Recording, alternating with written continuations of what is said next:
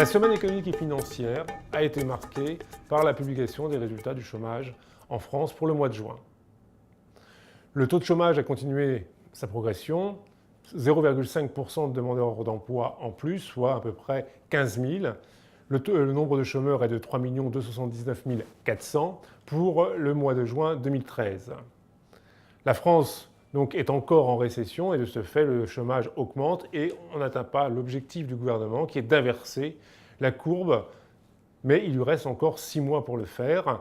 Quels sont les points positifs qu'il pourrait mettre en avant pour obtenir ce résultat? Premièrement, c'est le bon résultat de l'emploi des jeunes, où on a une diminution du taux de chômage des jeunes.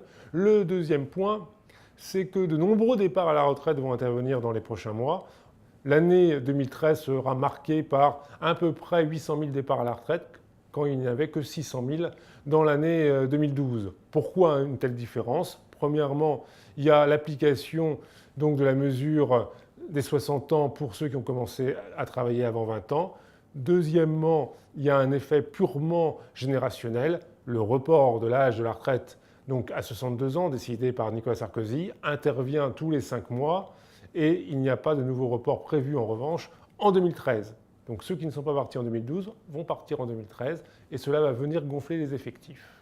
Et puis il y a surtout espérer une amélioration de la conjoncture et cette semaine, plusieurs indicateurs ont laissé percevoir une légère amélioration en termes de confiance au niveau de l'industrie manufacturière, même si le recul des achats de voitures françaises a atteint son maximum ces dernières semaines. Néanmoins, il y a quelques signes positifs d'une légère reprise qui pourrait se matérialiser d'ici donc les prochains mois.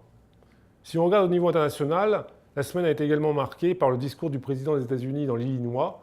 Malgré les bons résultats économiques des États-Unis, malgré l'amélioration de la situation conjoncturelle, le président américain est confronté à une baisse sensible de sa popularité et il est forcé de réintervenir sur l'économie à travers un discours offensif où il a mis en cause l'inertie de l'administration centrale américaine.